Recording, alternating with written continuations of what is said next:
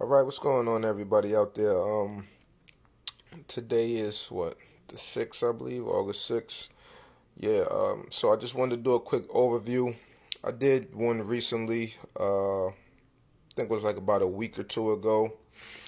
Just showing the different varieties of sea moss and things like that. But not everybody comes across the videos and things like that, and then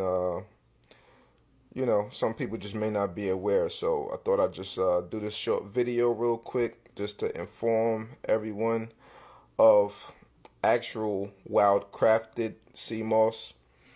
And one day I'll do a display also with some pool grown sea moss. I actually have some that I'm sitting on, but I don't feel like pulling it out right now, because I was going to plan on using it for educational purposes, as I always do. All right, so you can see here I have these sectioned off into 4 different spaces. These are 4 different types of sea moss, 4 different sea mosses. Okay, you can see here this is more of like a it's not baby moss, but I call it baby moss because it's much thinner. Much thinner, a little bit more harder to clean out, and things like that. A lot of, sticks, twigs, and, a lot of things with the sea moss. A lot of times you'll have other little seaweeds that'll get caught up in them. So, sometimes it could be a little bit harder to clean this one out, And then we see here, this is another moss in which in the last video or the last update in which I showed everyone that a lot of the sea moss usually comes purple, but when it's sun dried, and they call the term is called bleaching because it's being technically bleached by the sun. It's being sat out in the sun, all right, to dry, and when it dries out in the sun, it changes its color to more a goldish color. Okay, so that's what the term is known as bleaching. All right, so that's why you still see, because this one is not all the way sun dried, so you still see the purplish strands in it. And I actually like it like this. It just has an exotic look to me, and I really like it like this. And of course, it has some salt on it, so that's nothing to be alarmed about. You have more of the purple fan-like one that really doesn't have much salt on it, but other varieties of sea moss will have some salt on it. All right, and so this one really doesn't have as much salt, but it has, a lot of things that you may need to clean out of it. All right, this one, okay, it's another variety of sea moss as well. It has some salt on it. You can see a little bit of salt right there, but not as much. All right, this is completely bleached or sun dried, if you will. All right, and then I have another sea moss here, which looks purple, but then some other parts of it as well that I have. Maybe I'll pull another part out of the bag. Some other parts that I have of it as well are still golden. Give me 1 second real quick. Let me just pull out a golden piece of it if I can find one really quickly. Yeah, here we go. All right, see? Now that's another piece of it. These are one and the same. Okay, so you can see it's purple, but when the sun parts are sun dried, so you see it coming out like this, the more goldish color, right?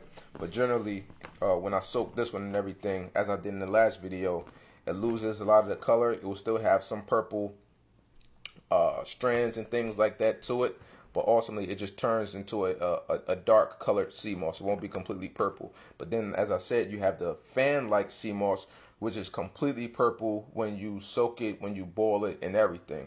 All right, so these are just 4 different varieties of sea moss, and I wanted to show people the differences. Okay, and also the major thing that I really wanted to talk about within this video is that you want to stay away from the pool grown sea moss. A lot of people have been confused about it and things like that. It's understandable, it's happened to everybody. It's happened to me until I had to learn, and so that's why I want to do this video, to educate and to shed some light on it as well.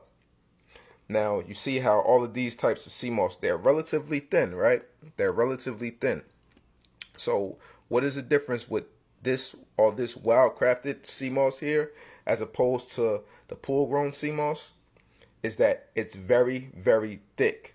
Okay, they're thick. Now, when I soak these sea mosses, they will get thick, okay, because it naturally, has to fluff up when, once the water gets absorbed into it and things like that. But with the pool grown sea moss, as soon as you're looking at it in the wrapper, it will be all the strands will be thick. The strands will be thick. So that's how you know that that's pool grown. That is one of the main signs to show you that it's pool grown. Is automatically when you buy it, and if you see it in a wrapper or anything like that, and it's automatically thick and it's not thin like this, it's pool grown. It is pool grown. Okay, all of these are relatively thin. They're thin. They're thin. Now, this gets pleasantly plump when I soak it. This gets pleasantly plump when I soak it. This one, this baby moss, as I like to call it, it gets thick, but it's still a little thin. And this one gets a little thick, but still kind of thin. All right, so different sea mosses will show different things. But the one main thing about the the pool grown one is that it is always thick, even before you soak it. That's how you know you need to stay away from it. And with pool grown sea moss, they may take little sprouts of sea moss and things like that, and they will put them in what's known as brine pools. Brine pools, or they would literally have sea moss farms where they will grow the sea moss on a stick in water, and they would have little things sitting inside of the waters that are next to it to try to provoke that fan-like wave so that the sea moss can get some of the same nutrients. But since natural sea moss usually grows on rocks, it won't obtain all of the nutrients that the ocean and the rocks has to offer it. That is the main difference. So if you choose to, use pool grown, hey, that's on you, But in general, you want to stick with the best, all right? And that's wild crafted, okay? You want to go with quality over quantity. It's not about the size and not about how much, but it's about the quality of product that you are getting. That is what it's all about. You want to be putting quality things into your body. That is the whole purpose of this. That is the whole purpose of why we are into this alkaline lifestyle, is to put quality foods, herbs, nutrients into our body and not worry about the quantity of things. Okay? And if you don't have it, then you work accordingly with what you can do, and you stretch things out and you work things out accordingly. All right. So, I think I've just about hit the main points with this. Matter of fact, let me see if I can find a little piece. I wish I could have pulled out another, because sometimes, I can't find a piece here. But a lot of times, hopefully next time in another video, I'll find another piece that actually has a piece of rock to it. Because especially with this one, I see a lot of the pieces of rock to it, and I have to twist them and break them off. That's how you know that this sea moss is wild crafted, because sometimes you can actually see the pieces of rock that it came off of, and the divers, they have to pull the sea moss off of the rock because it's stuck to it. The rocks in the ocean, they play a major part in the sea moss getting all of its nutrients, okay? Because nutrients are coming off of the rocks, and nutrients itself are coming from the sea. But when they're in those brine pools or in those sea moss farms, they can't replicate the same factors that the natural rocks will play upon the sea moss and the sea itself. And putting them in a brine pool, a shallow little pool of water, and trying to manipulate it definitely doesn't do the trick. And also with that, you'll find a heavy amount of salt. Even though I said, like, these sea mosses, you'll see some salt on them. There's nothing wrong with that. But on the pool grown, you will definitely see the salt clearly and more abundantly, on those. Because in those brine pools, a lot of the times they throw a heavy amount of salt in there. Mind you, you don't know what type of salt they're putting in there with the sea moss, to try to make it manipulate, its growth and to have the same nutrients and things like that. They could be using regular salt. They could be using sea salt. They could be using Himalayan pink salt. You don't know what type of salt they're using, But one thing that this wild-crafted sea moss is fresh from the ocean.